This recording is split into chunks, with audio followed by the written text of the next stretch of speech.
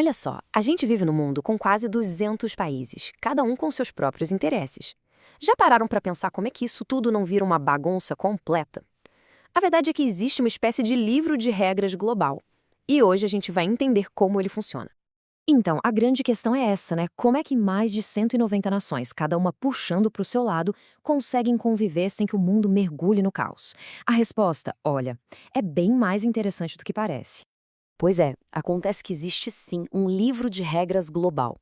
O nome dele é Direito Internacional Público.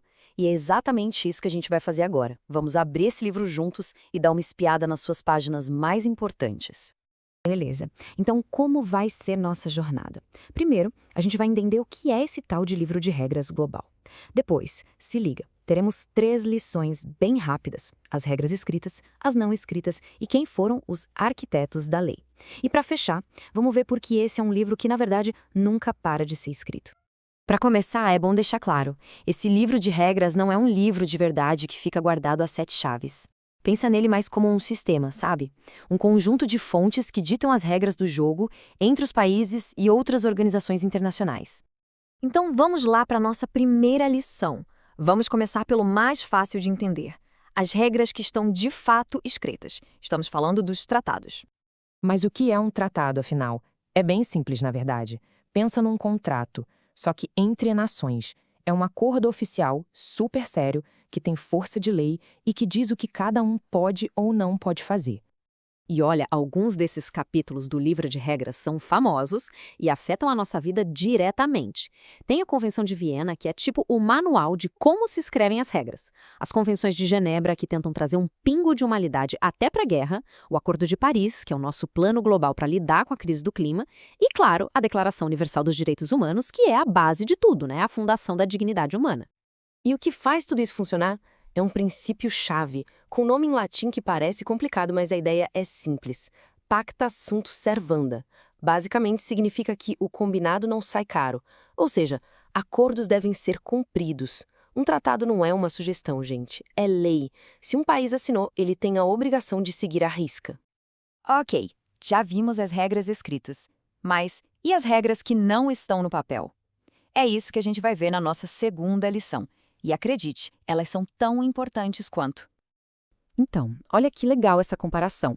De um lado a gente tem os tratados, tudo escrito, formal, preto no branco. Do outro a gente tem o costume. Não está escrito, nasce da prática repetida e é aceito meio que implicitamente, sabe? É algo que todo mundo faz e concorda que é o certo. Beleza, mas como é que uma regra que não está escrita vira lei? É um processo que tem basicamente 2 passos. Primeiro passo: a prática. Os países começam a fazer a mesma coisa de novo e de novo por muito tempo. Segundo passo, e esse é o pulo do gato, a convicção. Eles não fazem mais isso só por costume, mas porque acreditam que são obrigados, por lei, a agir daquele jeito. E os exemplos são super poderosos. Pensa na imunidade diplomática, ou na proibição do genocídio, uma regra que é simplesmente universal: a liberdade de navegar nos oceanos. Tudo isso são regras não escritas, costumes tão fortes que são respeitados no mundo todo, mesmo que não exista um papel assinado por todo mundo. E para completar, ainda tem os princípios gerais, coisas como justiça, boa-fé. Eles servem para tapar os buracos, sabe? Quando nem os tratados, nem os costumes dão uma resposta clara, esses princípios garantem que o sistema continue funcionando de forma lógica e coerente. Até agora, a gente falou de regras e princípios, tudo meio abstrato. Mas na nossa terceira e última lição, a gente vai falar de gente. Vamos conhecer as pessoas de carne e osso, os pensadores que ajudaram a escrever esse livro. Esse aqui é o Hugo Grotius, conhecido como o pai do direito internacional. Imagina só, lá em 1600 e pouco, no meio de guerras terríveis, ele teve uma ideia que mudou tudo. Até na guerra existem leis. Foi um conceito revolucionário. O livro dele praticamente lançou as bases de tudo que a gente está conversando aqui. Dando um pulo para o século XX, a gente encontra Hersch Lauterpath.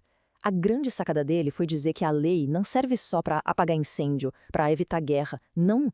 A função dela é construir algo positivo, uma comunidade internacional com mais ordem e justiça. Foi uma ideia que, nossa, influenciou demais a criação dos direitos humanos como a gente conhece hoje.